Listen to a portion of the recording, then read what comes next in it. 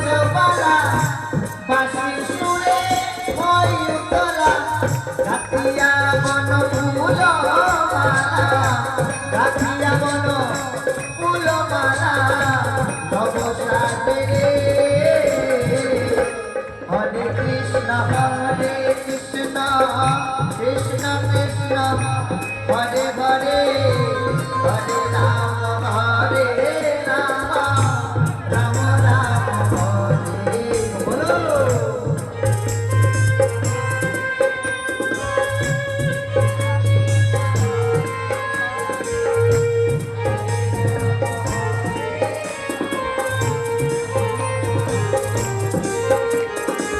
দেখি আরেকবার সবাই কষ্ট করে দুই হাত তুলবেন তো, সবাইকে বলছি আর হাতটা এইভাবে নামিয়ে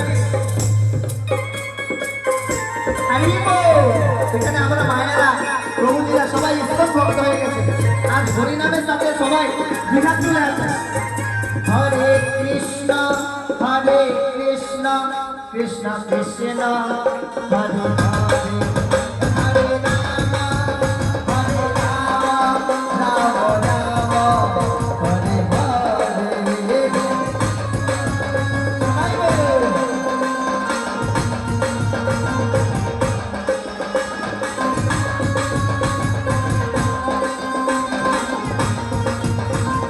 আস্তে আস্তে আস্তে দেখেন এখানে আমাদের ভগবান রাখা আছে নিতাই গৌর সুন্দর ভগবান।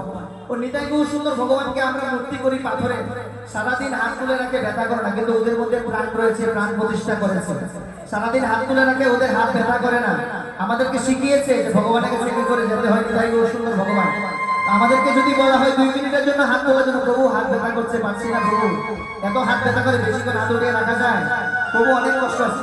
তো ভগবানের কাছে যেতে হলে কষ্ট ভোগ করে যেতে হবে মা, এভাবে আপনারা পারবেন না।